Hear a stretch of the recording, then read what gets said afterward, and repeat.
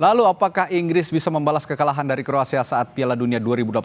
Kita akan bahas bersama analis sepak bola Roni Pangemanan. Selamat malam, Bung Ropan.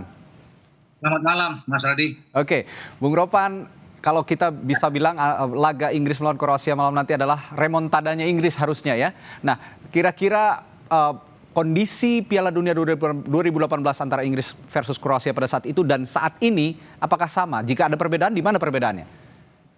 Saya pikir tidak sama ya, karena sekarang kan sudah ada beberapa pemain baru yang ada di kedua tim ya.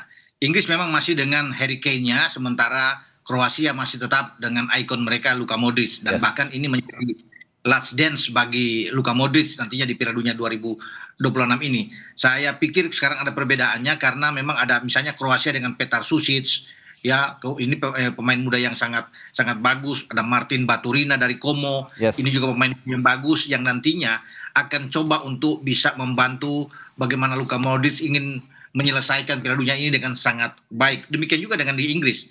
Karena kita tahu bersama Inggris banyak ada Bukayo Saka, ada Declan Rice, pemain Eberechi Eza yang sangat sangat baik bermain. Ada Anderson di sana yang bagus.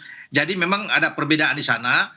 Dan kalau bisa dilihat di sini, Inggris kan terakhir menang setelah mereka kalah di perpanjangan waktu 2-1 di 2018, mereka masih bisa menang di UEFA kemarin 2020 dengan 1-0.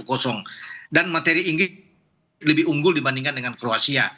Kalau untuk saat ini saya pikir ya, karena walaupun Inggris tidak membawa misalnya Cole Palmer, Phil Foden, Harry Maguire, Trent Alexander-Arnold, tapi tetap mereka menjadi salah satu tim dengan kemewahan yang ada dengan Harry Kane, Jude Bellingham yang ada di sana ya. Kemudian bagaimana Declan Rice dan Bukayo Saka yang pemain-pemain yang bagus yang sedang dalam top perform saat ini dipanggil oleh pelatih mereka Thomas Tuchel.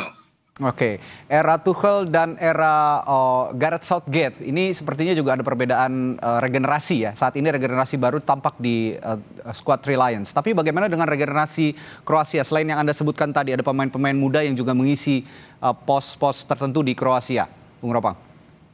Ya, selain dua Petar Sušić tadi, ya Martin Baturina, Vuskovic juga pemain belakang oke, tapi tetap sosok Modric ini akan menjadi penentu di tengah karena memang tidak ada sosok seperti dia sebagai pemain yang punya visi yang bagus, pemain yang punya pengalaman yang kuat di sini dan betul-betul menjadi simbol kekuatan dari atau roh permainan dari Kroasia.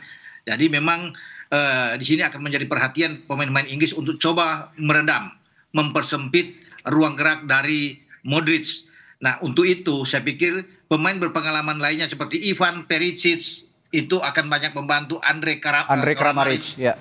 Yang berada di depan pemain Hoffenheim ini. Ada juga Josko Gvardiol, jangan lupa. Ya, Josko Gvardiol itu ada di belakang ya. Betul. Dia akan coba untuk netralisir pemain-pemain belakang. Tapi karena Kroasia tentunya ingin menang melawan Inggris, maka Kramaric dan Ivan Perisic inilah yang akan menjadi tumpuan harapan dengan berharap bahwa Modric akan mensuplai bola, memberikan passing yang terukur dan presisi ke kedua pemain ini agar gawang Pickford yang ada di Inggris itu bisa jebol. Jadi ini pertandingan yang seru, artinya di babak pertama akan menentukan siapa yang lebih dulu menggetarkan gawang masing-masing. Apakah Inggris atau Kroasia? Kroasia. Meskipun Luka Modric, Andre Kramaric, lalu Ivan Perisic usianya tidak muda lagi ya Bung Ropan ya. Kalau kita lihat Modric kan 40, lalu Ivan Perisic 37 tahun dan Kramaric 34 tahun. Tapi kepemimpinan ketiga orang ini di lapangan tengah, generasi emasnya Kroasia yang masih dibawa lagi oleh Zlatko Dalic ini masih bisa memberikan perlawanan ya sepertinya kepada Inggris ya, Bung Ropan ya. Saya pikir masih bisa ya. Makanya ini sebagai ketiganya boleh saya bilang bukan saja Modric yang menjadi last dance di sini, tapi juga dua pemain tersebut ya, Perisic dan Kramaric. Ya makanya mereka akan berusaha untuk menyelesaikan Piala Dunia dengan nama yang baik, dengan prestasi yang bagus, begitu. Nah, ini ada juga Kapten Harry Kane, Kapten The Three Lions timnas Inggris mengatakan ini adalah saat yang tepat untuk Inggris memenangkan turnamen. Anda sepakat bahwa football's coming home lagi ke London? Selalu kan Inggris selalu bahwa football coming home, tapi tidak pernah datang ke mereka kan. Betul. Bagaimana di Euro juga mereka coba untuk melakukan itu, kalah lawan Italia ya, mereka menjadi tuan rumah ya. Kemudian di Euro lagi kalah lawan Spanyol. Betul. Jadi saya pikir ini hanya slogan yang tentunya harus dibuktikan. Memang inilah generasi terbaik. Ketika Harry Kane lagi bagus, lagi moncer bersama dengan Bayern Munchen, maka ini akan menjadi penentu buat dia. Kalau sampai gagal, Inggris tidak lagi punya harapan untuk 4 tahun depan nantinya ketika Maroko, Spanyol dan Portugal menjadi tuan rumah Piala Dunia itu akan sulit bagi Inggris, dan Harry Kane tentunya tidak akan setajam seperti ini kalau kita melihat dengan seiring usia dia akan bertambah kan, akan sangat paling-paling itu akan berpindah ke Eze atau dengan Bukayo Saka yang ada di sana. Jadi akan banyak mengalami kesulitan ketika mereka gagal untuk mewujudkan impian menjadi juara dunia untuk kedua kali setelah tahun 19 akan datang. Oke, nah Inggris ini kan sebenarnya kalau Anda juga tadi mengatakan masuk ke generasi emas sebenarnya ya. Ada Bukayo Saka, Declan Rice, ada Eberechi Eze, lalu juga pemain-pemain lain seperti yang ada di lini belakang. Meskipun masih ada John Stone di sana, tapi ini masuk dalam generasi emas. Tapi pemilihan pemain yang di bawah Thomas Tuchel juga tidak luput dari kritik karena tidak dibawanya Trent Alexander-Arnold atau Phil Foden, pemain-pemain yang biasanya langganan masuk squad Reliance. Anda punya pendapat soal ini, Bung Ropang? Ya mungkin saja ketika Trent tidak dibawa karena lagi menurun dianggap sama Thomas Tuchel, dia mendapatkan pemain-pemain yang firm seperti James Reece, ya Reece James dari Chelsea. Ya. Kemudian Mark Guehi yang diambil dari Crystal Palace yang sekarang bermain di City kan, dia bermain dengan John Stones di belakang. Jadi pemain-pemain yang bagus, Ensri Konsa misalnya, pemain Aston Villa yang sedang bermain di Liga Eropa, itu yang diambil oleh Tuchel, bermain dengan determinasi yang tinggi dan pemain-pemain yang siap untuk bisa bersaing di Piala Dunia. Makanya dia tinggalkan. Cole Palmer pemain bagus, Phil Foden pemain bagus, tetapi di saat dalam Piala Dunia mereka dalam performa yang lagi menurun, sehingga yang dibawa oleh Tuchel adalah pemain-pemain yang dalam performa top. Ya ada misalnya Rodgers, ya pemain dari Nottingham Forest juga yang bagus, ya ada Elliot yang dipanggil lagi. Jadi itu pemain-pemain yang diharapkan mereka mendapatkan pick itu di Piala Dunia. Oke. Gitu. Tapi ada satu nama juga yang jadi kritikan, katanya kenapa masukin Ivan Toney? Ivan Toney ini kan bermain di Saudi League dan umurnya juga tidak muda lagi.